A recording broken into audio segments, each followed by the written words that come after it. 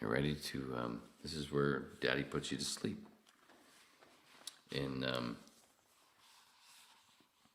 Funny story. If you're not a whip, part of the Waning Interest podcast pack, patreon.com/waning interest. I tell the story of I open the Stanhope book, This Is Not Fame, and realize that there's a fucking residual check that I cannot cash now that I used as a bookmark for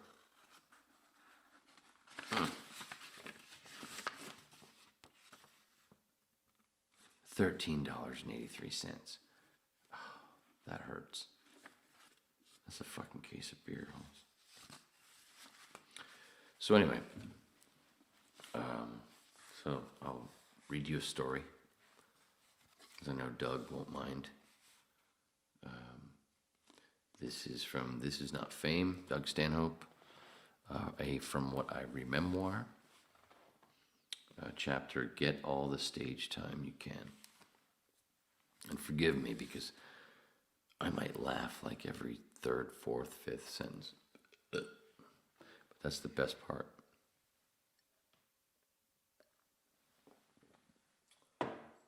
A one-chapter audiobook.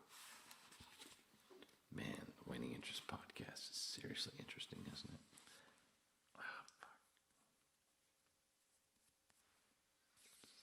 Heath. Get all the stage time you can.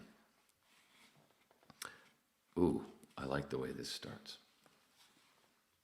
As the whips understand. Bill Hicks,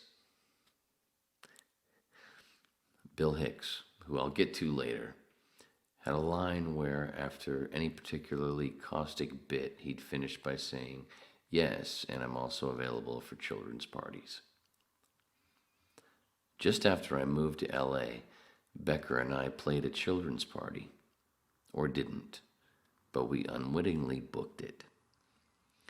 We'd run into some tail-wagging new comic who'd been hanging around the local scene. He breathlessly asked us if we could... Sorry, I'll fix that. He breathlessly asked us if... Fuck, I fucked it up a second time. Wayne Roberts doing VO. Man, if only I drank back then. He breathlessly asked us if we could possibly do a private afternoon show in the Hollywood Hills the next day. We knew better. Most comedy veterans will tell you that as a new comic, you should get any and all stage time you can when you're starting out. Not necessarily a bad recommendation, but too much stage time in places that will repeatedly suck can demoralize you on the whole. Matt and I learned early on that you should never try to open for nor do breaks during a live band.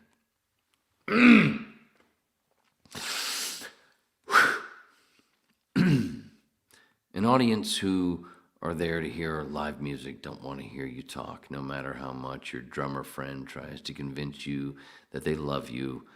I've been booed off stage by many a comedy audience, but it's nowhere near as defeating as the feeling of playing to a packed bar, talking loudly, and not even acknowledging that you are on stage. It's worse than playing a show for nobody. Oh shit, sorry, I should have been doing this. My apologies. My profuse. We'll move on. I've done a few private parties for the money, or just for the fuck of it, even when I knew they would go poorly. One house party for the well-to-do had no mic and no proper room to fit all the guests. I made the call to do it outside of the pool, mostly because it allowed me to smoke. I used the diving board as the stage and the pool as an ashtray and yelled my way through the silence. No refunds.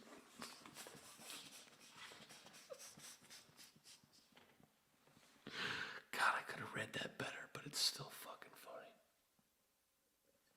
funny. Camera? Right, okay. Where are we? Another private party was in the living room of a lawyer we'd recently met at a show a few months earlier. The house was filled with his cohorts, cops, attorneys, prosecutors, all easy marks for me at that later stage of my career.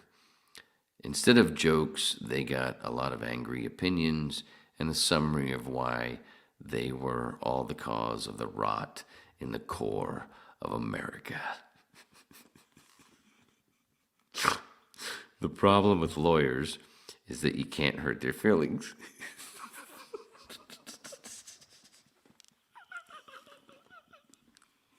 Oh, God damn it. Where are we? We good? Oh, stop. The easy joke is that lawyers do not have feelings, but the truth is that they don't need them. They have all the power. The same way you can't shit on white people for being white to any effect. White people own everything and have all the privilege. They have no reason to be offended.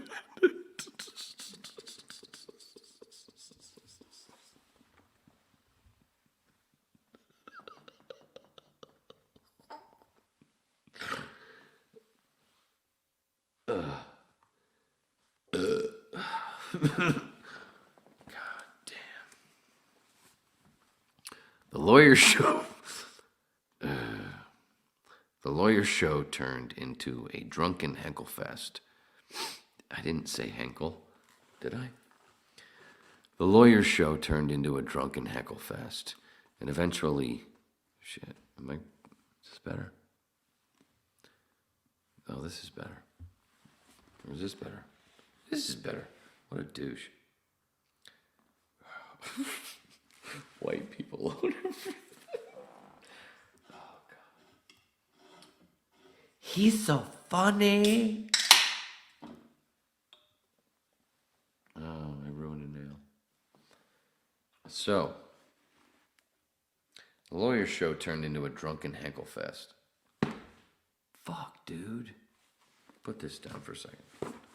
Pour your drink. I'm not going to say heckle fest again. I'm not a cunt. I'm not a fucking cunt. Well, a little bit. Jesus Christ. Heckle. It's heckle. Oh, forgot I gotta do this too. Bazinga. Oh shit, I went over my hour. Oh well. Who cares? This is fun. At least to me. The lawyer show turned into a drunken heckle fest. And eventually devolved into me leading the whole party through the neighborhood in their gated community. Midsummer Christmas caroling their sleeping neighbors.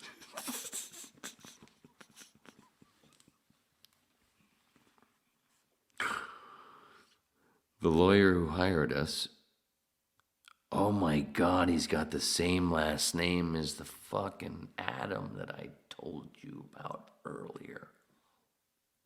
That's right. I didn't mean this. Holy shit. Jay something remains a good friend and has gotten us out of more than a couple of bad jams in the years since. More of that later. Oh shit, fuck, that's right, it was better here. God, you're a cunt. The next show doesn't really count as a private party, but still happened in their own house. Blank Tobler was a young comedian in Vegas who got tired of the shitty or non-existent stage time he was getting in town. He was renting a house in a gated community with a large backyard that he shared with a few other local newbie comics. They came up with the idea to just rent folding chairs and hold shows in the backyard. Bring your own alcohol and tell your friends. He'd done pretty well with it. I loved the idea and booked a night, selling tickets on the internet through brownpapertickets.com. The only advertising was through social media, my mailing list, and word of mouth. We sold every rented chair, and the rest stood. This, I thought, should be the way of the future. Cut out the middleman. Bring the bar to you. Book who you like. Charge a reasonable cover charge, and folks don't have to get jacked up on liquor prices. Invite people you already know on then MySpace. Why wasn't everyone doing this? It was perfect. The perfect DIY show. Sold out and everyone was cool and happy. Except the neighbors, who evidently weren't big fans of my material, the volume of which they could not ignore. I killed and made bank. Brant was evicted shortly afterwards because of it.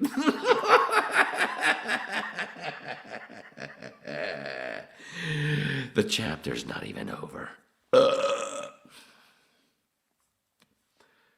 Fuck.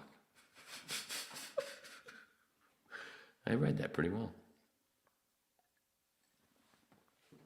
I don't do a lot of reading lately. Can you tell? All right, where were we? These stories all happened years after Becker and I were asked to perform at the afternoon party. These stories all happened years after Becker and I. This is Doug Stanhope. This is not Fame chapter or what the fuck ever.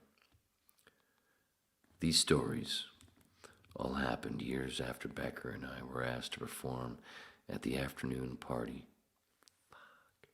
Private party in the Hollywood Hills. We still knew the gig would probably be agony, and there wasn't even any money.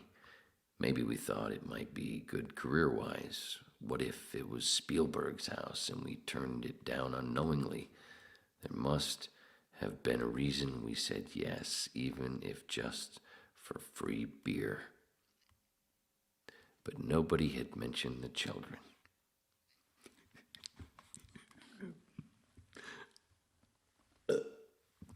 Just finding the place in the labyrinth of the hills in a pre-GPS era was a workload.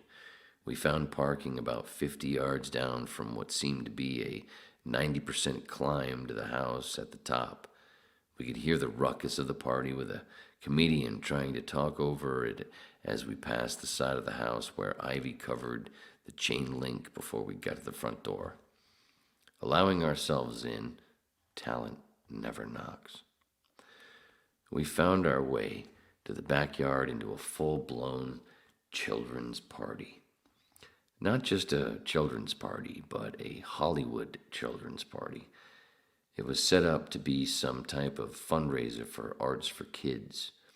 Every kid had a booth set up like a tiny farmer's market. A face painting or palm reading booth, a lemonade stand and such. Cute. All the parents were chatting and drinking wine spritzers while the comic who invited us was on a stopgap stage, oblivious to the depths of shit he was eating while fighting for their attention. Wine-drunk mommies showed us to the undernourished beer cooler while their kids manned glory hole or origami booth for charity.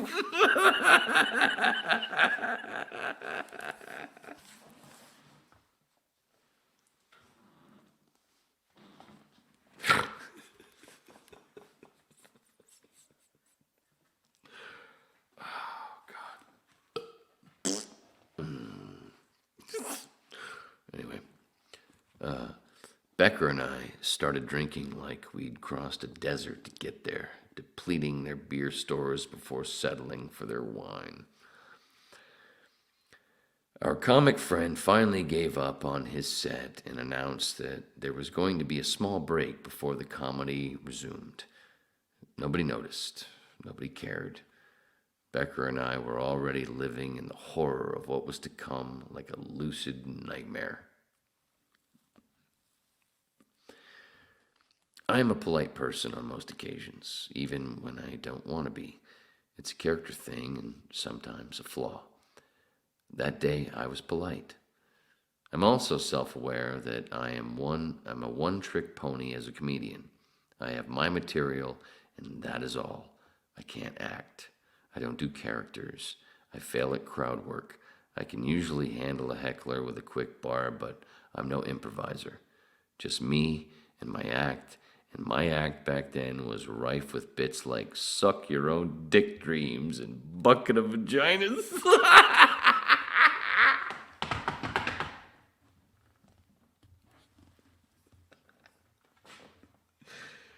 Oh, God, it's such a great read. It wasn't going to play to 6-year-olds hitting pinatas with the parents. The timing would have been better if I'd have said it earlier, sorry. It's not what this is about. I get to do what I want to fucking do, cunt. Where was I?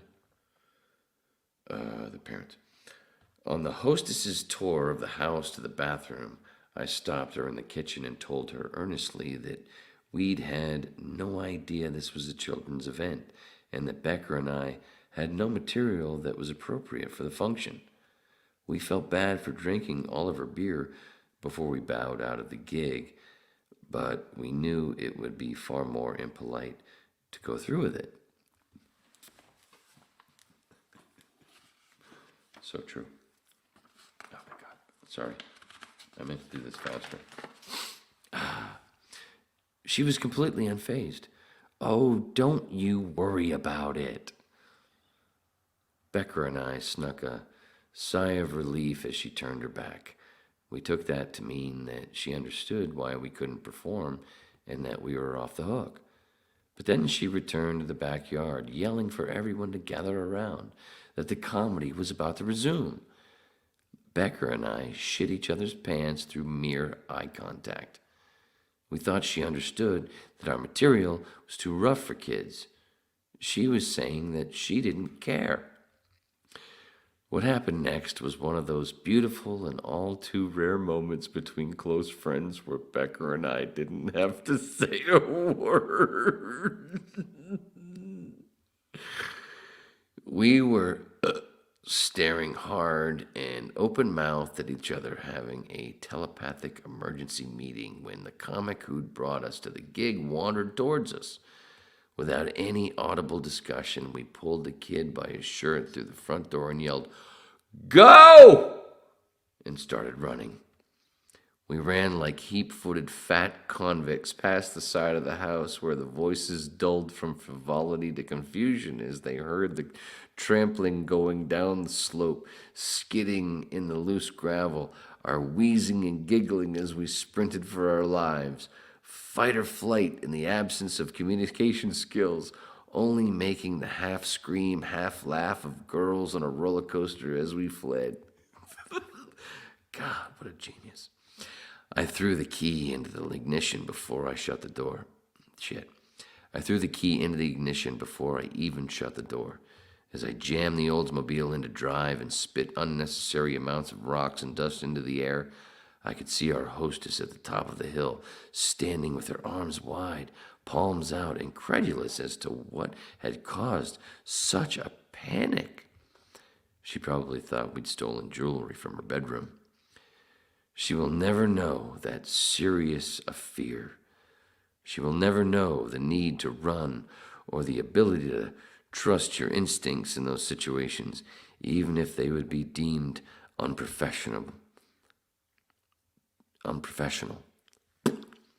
or impolite.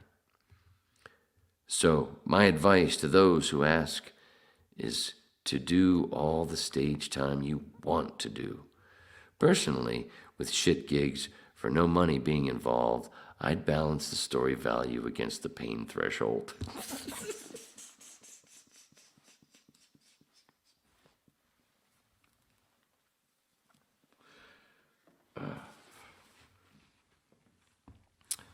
Sorry. Fuck.